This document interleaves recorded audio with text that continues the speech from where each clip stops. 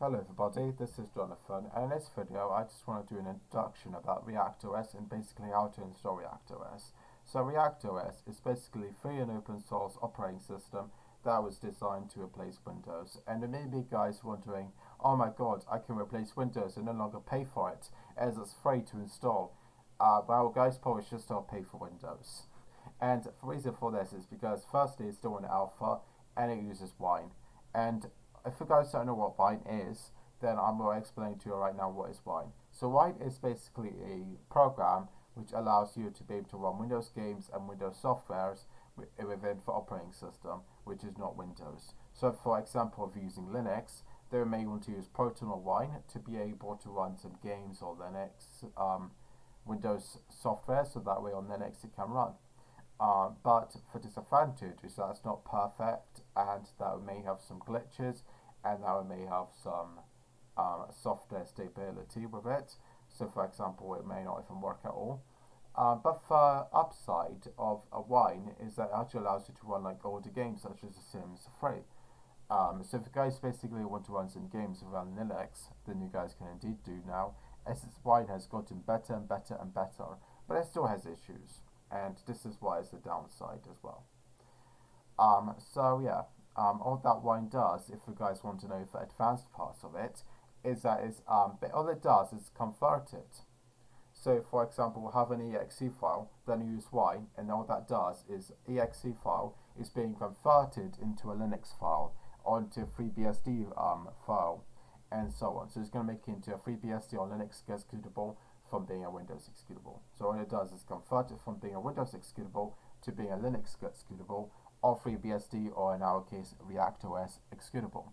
So as I said, it's not perfect and it does have a few issues.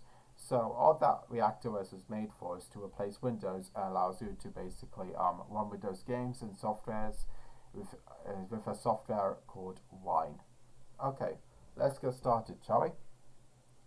So to get started, all you guys need to do is click onto this download button right over here, and now click onto download to boot CD, and now click onto no thanks, let's proceed with the download, and that should automatically download to a system. Now once it has been downloaded, what you guys need to do is unzip the file because it will come in it as a folder. I don't know why it comes in it as a folder, but it does. You have to unzip it, and then from there we can just put it into a virtual machine. In this video I'm going to show you guys how to set up a virtual machine, but if you're using real hardware, then we need to get a USB drive and then format that USB drive to be able to run ReactOS. But be very caution if you want to install it on real hardware, because if you do want to install real hardware, it's still an alpha, so it may experience some issues, as I've explained earlier. Okay. So already have it extracted, so what I will do is click onto photo box, and now I'm going to click onto new, and all that new does is allow me to create a new photo machine. So I'm going to call this one ReactOS, and then now we can go for type, and now click onto other, and now click onto version. So version I will go for is other unknown 64-bit. Now click onto next, and then for next is allows you to choose how much memory we basically want to give a system. So for my case, I want to give it a recent good amount of memory, so I'm going to give it around this much memory. But it's up to you. It won't allow you to give it too much though. It show up in there as an error. Just keep it as in the green area to have better performance on my host system. Now click onto next, and from here, just go with the default. Create a virtual hard disk now. Click onto next, go with the default. Go with default, and now this is where I'll be able to change for how big for the hard drive to be. In our case, I want to give it around maybe 21 gigabytes. That seems not bad. 20 gigs. Now create. And once we have clicked on create, now the virtual machine has been created with our new hard drive. Now click onto settings, and now click onto storage, and then from here where you see empty, click onto the plus. Click over here, and now choose a disk file, and then from here what you guys should be able to do is now select Jonathan Steadman for me, and now I'm going to go into documents, and now I'm going to click onto ReactOS. So this is the file that I want to use to be able to install ReactOS. Now click onto OK. Now to start using it, all you guys need to do is click on the start button, and this should start up ReactOS, as you guys can see. Please wait. Okay, so now this allows you to choose what language you want it to be. I'm going to choose English United States, or I could choose United Kingdom. But I live in the United States, so I'm going to click on to English United States. Now it says, welcome to ReactOS setup. This part of the setup copies the ReactOS operating system to a computer and prepares the second part of the setup. Press Enter to install upgrade ReactOS. Press R to prepare a ReactOS installation. Press L to view the ReactOS licensing terms and conditions. Press F3 to quit without installing ReactOS. For more information on ReactOS, please visit https://reactos.org. I'm going to press on to enter because I want to install ReactOS. Enter. Okay, so now we're going to see something like this. So obviously, company is ACPI PC Uniprocessor, first up display, and so on. So these are just a computer, and this is display. So this is basically the display I want it to be in. This is keyboard, and this is a keyboard layout. If you want to change the keyboard layout, just click onto it, and I'm going to change it to being English United Kingdom because I still have a United Kingdom keyboard on me. Now click on to accept those device settings, and that should basically allow it to basically allow this to happen. And now this is basically a partition. Okay, I'm just going to click on to enter, and then from here we're going to save it as a FAT file system. So this will be a very quick format, or we can click on to BTFS file system. If you don't know what these means, don't worry about it. Just select this FAT file system because that one seems to work better with ReactOS. Setup will now format for partition. Press Enter to continue. So now, once it finished with formatting, now I'm going to see a screen like this. It says setup installs ReactOS files onto the selected partition. Choose a directory where we want ReactOS to be installed on. So I'm going to click on to keep it as ReactOS. Okay, so now setup is copying some files. So this may only take a few minutes. Should be very quick, to be honest. Okay, so setup is installing the bootloader. Okay, so install the bootloader on the hard disk, which is what I'm going to be selecting.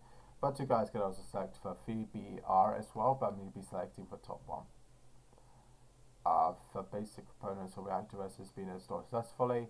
Okay, we'll computer will reboot in 9, 8, 7, 6, 5, 4. I can just press on enter. Now press the F12. I'm going to click onto one primary key, and that should start up ReactOS.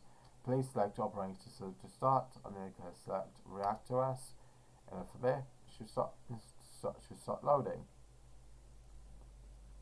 It's going to be installing devices right now. So welcome to the ReactOS setup wizard. This wizard installs ReactOS to a computer. Wizard needs to gather some information about you and your computer to set up ReactOS properly. Click next to continue with the setup. So I'm going to click on to next. Acknowledge. These are some open source projects that is going to be including, such as Wine, which I've explained, will allow us to run Windows games and softwares with this system, and there are many more. I'm now going to click on to next. Next. I won't worry about this, just choose next. Regional settings, so you can customize ReactOS with different regions and languages. Just click on to next. Okay, so type of forename and the name of a company or organization. So I can just type down my name, such as Jonathan, STE, and for organization, if I work for any business, then please put down a business organization there. But if you don't work for a business, like I don't at the moment right now, then you guys can just skip it and just click on to next.